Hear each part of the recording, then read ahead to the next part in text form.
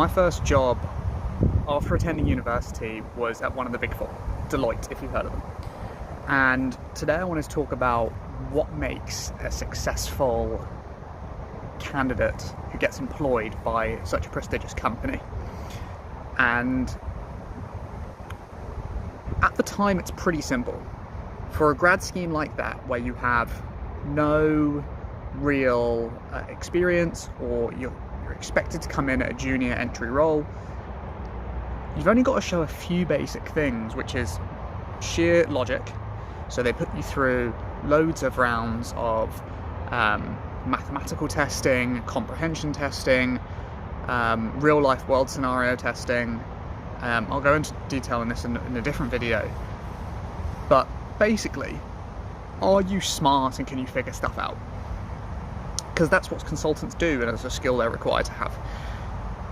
And then other than that, it's, are you an interesting person? Do you go out of your way to learn stuff? Are you fun to talk to? Are you sociable? And that's pretty much it. The bar is pretty low. As long as you've got the tick boxes that they require, the pieces of paper that says, yes, I'm smart, yes, I did this, yes, I'm this person. As long as you jump over the bar of, yes, obviously I'm smart, you can test that, I can prove it, and yes, I'm fun, these are the things I like to do, and I'm fun to talk to. As long as you tick those boxes, you're good.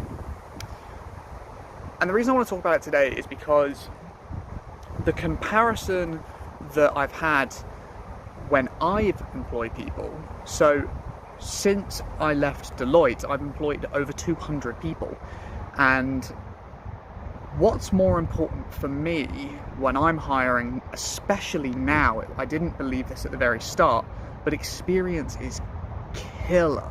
So good. So if you have done exactly the job that I'm hiring for, I don't have to teach you, which is fantastic. And then you probably come in with lots of skills that you've learned from previous roles that we can then apply and distribute and share out to the rest of the team. And so what do you do if you don't have experience? Because I remember there's this catch-22 of so many people I talk to. They're like, well, every employer wants experience, but no one's willing to give me a shot to get it. So how do you do it? And it's a really simple trick. Go out of your way to learn the skill. That's it. Now, unless you need to be a doctor or something, where you can't just go out and operate on people, fair, you need to go through the formal structure. But if you are going into sales, just the example I've got in my head, it's the most recent one I've been hiring for, the fact that you haven't had a sales job before doesn't stop you getting experience.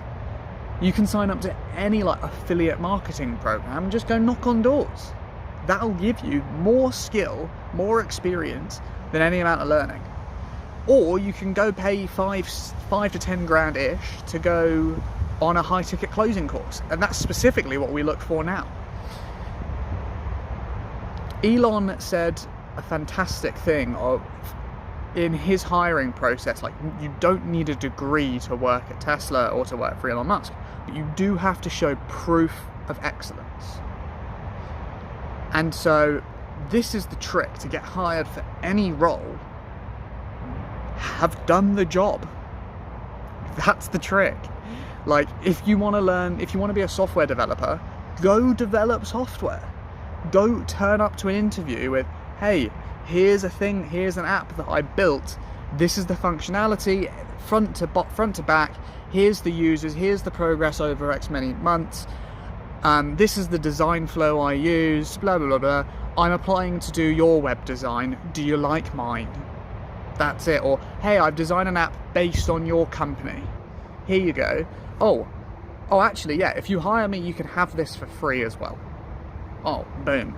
They probably don't want it, but the gesture is there. And so this is the interesting thing of the difference between first-time hiring, when you're coming in at a lower level junior role. You've got to be willing to put in the grunt work pretty much at any level, but specifically then, and you've got to have the grit and determination just to show that you can beat off everyone else who applies. But to go one step further, or to work with smaller businesses, just come showing that you are actually a person of action rather than words. I would say the biggest thing that we have noticed is, as entrepreneurs, we have a massively over-inflated belief of how much work people can do, and most people can't do that much work, and that's totally okay. Like the 9 to 5, classic 9 to 5, most people only do 3 hours work. They're at work 9 till 5, but they're not actually working. Like they feel like they're not doing anything else, and that's true, they aren't. But in terms of like generating output, yeah. And so if you can show up having done, hey look, I've done this, this is how long it took me, this is my effective work output, if you can quantify all that sort of stuff, you all of a sudden become a lot more valuable. And of course you need to have all of the soft skills, like being able to talk to people, being able to learn, all that sort of stuff. But yeah, there are my thoughts for you today on what it's like to get in with one of the big four into a corporate, and then what's it like after a junior role, or working with a small company who doesn't have the funding to just piggyback people. And if you come across a company that has the resources and are willing to train you, you better show up. You better show up.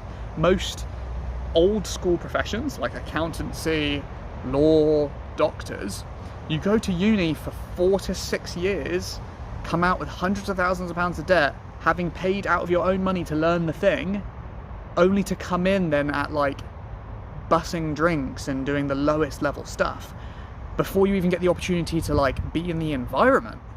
So if someone is willing to pay you to learn, you better turn up and perform like you are paying them. That's my recommendation.